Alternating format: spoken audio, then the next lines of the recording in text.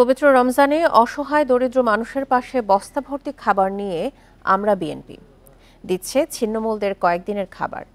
বিএনপির ভারপ্রাপ্ত চেয়ারম্যান তারেক রহমানের পৃষ্ঠপোষকতায় শুধু খাবারই নয়, নতুন বাড়ি, নগদ অর্থ, চিকিৎসা সেবা সহ অসহায় মানুষের কর্মসংস্থানের ব্যবস্থা করে দিচ্ছে সংগঠনটি।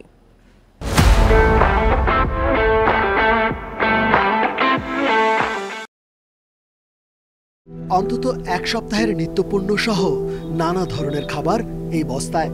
আর সেই বস্তা ভর্তি খাবার নিয়ে নিরলস ছুটছেন আমরা বিএনপি পরিবারের একদল কর্মী। রাজধানীর বিভিন্ন এলাকার রাস্তায় হেঁটে বেড়াচ্ছেন তারা। দুস্থ কিংবা অসহায় মানুষ দেখলেই ছুটে যাচ্ছেন। কোনো কিছু বুঝতে না দিয়েই চুপচাপ রেখে যাচ্ছেন খাবার ভর্তি বস্তা।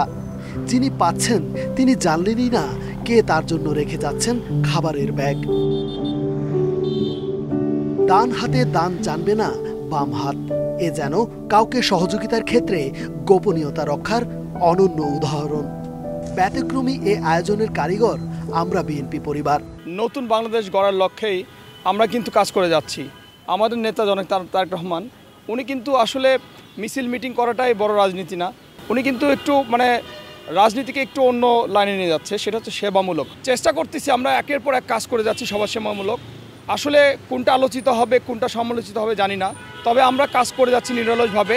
আমরা প্রতিদিন 2-3টা টিমে ভাগ হয়ে আমরা বিএনপি পরিবার বাংলাদেশের বিভিন্ন প্রান্তরে কাজ চালিয়ে যাচ্ছি জনাব তারেক রহমানের নির্দেশে। অসহায় দরিদ্র মানুষের পাশে গত এক যুগ ধরে নানাভাবে সহযোগিতা করছে আমরা বিএনপি পরিবার। লক্ষ্য সমগ্র বাংলাদেশকে দরিদ্রমুক্ত এক পরিবারে অন্তর্ভুক্তি, যার প্রধান পৃষ্ঠপোষক বিএনপির ভারপ্রাপ্ত চেয়ারম্যান তারেক রহমান। রেজওয়ানুল হক, ইন্ডিপেন্ডেন্ট নিউজ, ঢাকা।